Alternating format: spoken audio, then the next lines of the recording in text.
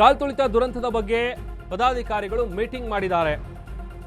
KSCA ಅಧ್ಯಕ್ಷ ರಘುರಾಮ್ ಭಟ್ ನೇತೃತ್ವದಲ್ಲಿ ನಡೆದಿರುವಂತಹ ಸಭೆ ಇದು. ಮುಂದಿನ ತನಿಖೆಯನ್ನ ಎದುರಿಸುವ ಬಗ್ಗೆ ಸಮಾಲೋಚನೆಯನ್ನ ಮಾಡಲಾಗಿದೆ. ಎಫ್ಐಆರ್ ರದ್ದು ಕೋರಿ ಹೈಕೋರ್ಟ್ಗೆ ಮನವಿಯನ್ನ ಸಲ್ಲಿಸಿದ್ರು, ರಿಟ್ ಅರ್ಜಿಯನ್ನ ಸಲ್ಲಿಸಿದ್ರು. ಅದರ ವಿಚಾರಣೆ ಆಗಿದೆ. ಬಲವಂತದ ಕ್ರಮ ಬೇಡ ಅಂತ ಕೋರ್ಟ್ ಆದೇಶ ಕೊಟ್ಟಿದೆ. ಒಂದೊಂದು ಕಡೆ ತಮ್ಮ ತಮ್ಮ ಸ್ಥಾನಗಳಿಗೆ ಖಜಾಂಚಿ ಆಮೇಲೆ ಶಂಕರ್ ಅದರ ಜೊತೆಗೆ ಜೈರಾಮ್ ಇಬ್ರು ಕೂಡ ರಿಸೈನ್ ಮಾಡಿದ್ದಾರೆ. ಈಗ ಅಧ್ಯಕ್ಷ ರಘುರಾಮ್ ಏನಿದ್ದಾರೆ ಅವರ ನೇತೃತ್ವದಲ್ಲಿ ಕೆಎಸ್ಸಿಎ ಆಡಳಿತ ಮಂಡಳಿ ಸಭೆಯನ್ನ ನಡೆಸಿದೆ. ಮುಂದಿನ ತನಿಖೆಯನ್ನ ಯಾವ ರೀತಿಯಾಗಿ ಫೇಸ್ ಮಾಡಬೇಕು ಅನ್ನುವಂಥ ವಿಚಾರಕ್ಕೆ ಸಂಬಂಧಪಟ್ಟಂತೆ ನಡೆದಿರುವಂತಹ ಮೀಟಿಂಗ್ ಇದು.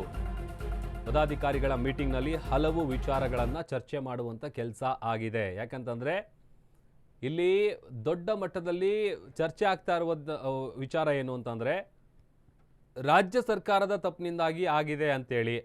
ಈಗ ಆಲ್ರೆಡಿ ರಾಜ್ಯ ಸರ್ಕಾರ ಏನು ಮಾಡಿದೆ, ಆ ಒಂದು ಸನ್ಮಾನ ಸಮಾರಂಭ ಆಯೋಜನೆ ಮಾಡಿದಂತಹ ಮುಖ್ಯಮಂತ್ರಿಗಳ ಕಾರ್ಯದರ್ಶಿ ಏನಿದ್ದಾನೆ ಕೆ ಗೋವಿಂದರಾಜು, ಆತನಿಗೆ ಗೇಟ್ ಪಾಸ್ ಕೊಡುವಂಥ ಕೆಲಸ ಆಗಿದೆ.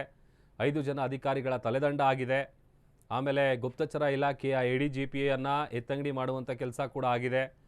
ಸೊ ಒಂದೊಂದೇ ಕ್ರಮಗಳನ್ನು ತೆಗೆದುಕೊಳ್ತಾ ಇದೆ ರಾಜ್ಯ ಸರ್ಕಾರ. ಅದರ ಜೊತೆಗೇನೆ ಈಗ ಈ ಒಂದು ಕೇಸ್ನ ತನಿಖೆ ಏನಿದೆ ಅದು ಅಧಿಕೃತವಾಗಿ ಈಗ CIDಗೂ ಕೂಡ ಶಿಫ್ಟ್ ಆಗಿದೆ, ಟ್ರಾನ್ಸ್ಫರ್ ಆಗಿದೆ. CID ಕೂಡ ಈಗ ಎಲ್ಲ ಆ್ಯಂಗಲಲ್ಲೂ ಕೂಡ ತನಿಖೆಯನ್ನು ನಡೆಸ್ತಾ ಇದೆ.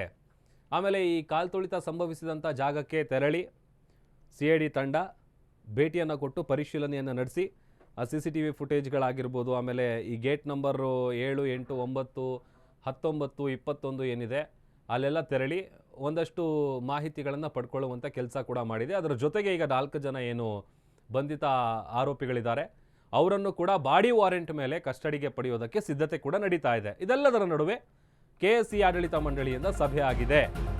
ಕೆಎಸ್ಸಿಎ ಕಾರ್ಯದರ್ಶಿ ಶಂಕರ್, ಖಜಾಂಚಿ ಜೈರಾಮ್ ಇಬ್ಬರು ರಾಜೀನಾಮೆ ನೀಡಿದ ಬೆನ್ನಲ್ಲೇನೆ ತುರ್ತು ಸಭೆಯನ್ನು ಸೇರಿದ್ದಾರೆ. ಲೋಧಾ ಸಮಿತಿ ಪ್ರಕಾರ ಪ್ರತಿ ಸ್ಥಾನಗಳಿಗೆ ಚುನಾವಣೆ ನಡೆಯುತ್ತೆ.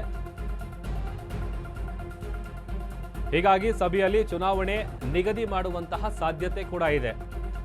ಈಗ ಒಂದು ವಿಚಾರ ಇವ್ರ ಮುಂದೆ ಇರುವಂಥದ್ದು, ಯಾವ ರೀತಿಯಾಗಿ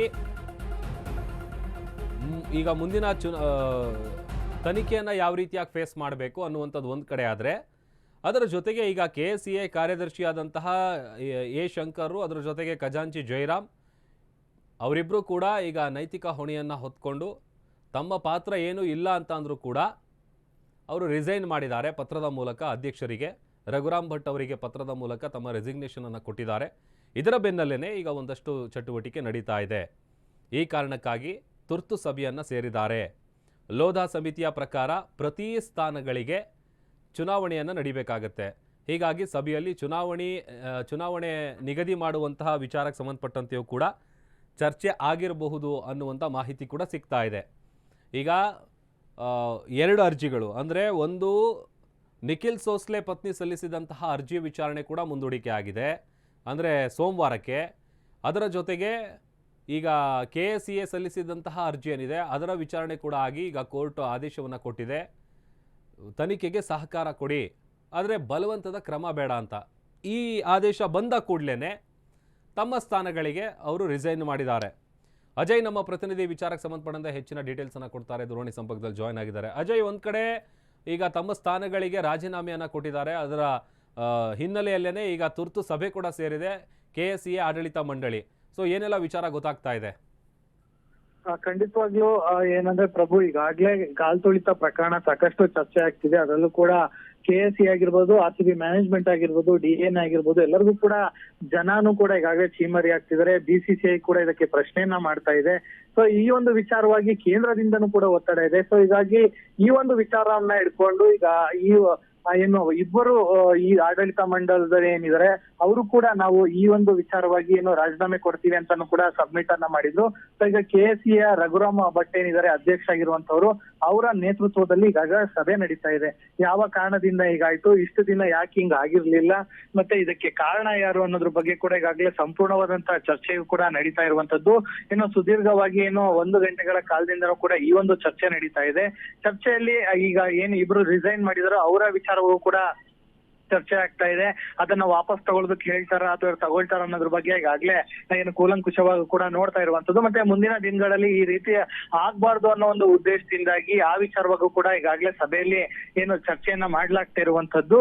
ಆ ನಂತರ ಈಗಾಗ್ಲೇ ಏನು ಹೈಕೋರ್ಟ್ ಮೆಟ್ಟಿಲು ಕೂಡ ಈಗಾಗ್ಲೇ ಕೆಎಸ್ಸಿಯ ಕೆಲವರು ಕೂಡ ಏನು ಹೋಗಿರುವಂತದ್ದು. ಸೊ ಹೀಗಾಗಿ ಇಂಟ್ರಾಗೇಷನ್ ಅಲ್ಲಿ ಕೂಡ ಯಾವ ರೀತಿಯಾದಂತಹ ಒಂದು ವಿಚಾರಗಳನ್ನ ಪ್ರಸ್ತಾಪ ಮಾಡ್ಬೇಕು ಅನ್ನೋದ್ರ ಬಗ್ಗೆ ಕೂಡ ಈಗಾಗ್ಲೇ ಏನು ಹಿರಿಯ ಏನು ಅಲ್ಲಿರುವಂತಹ ಆಡಳಿತ ಮಂಡಳಿಯ ಏನು ಅಧಿಕಾರಿಗಳು ಕೂಡ ಈಗಾಗಲೇ ಚರ್ಚೆಯನ್ನ ಮಾಡ್ತಾ ಇದ್ದಾರೆ.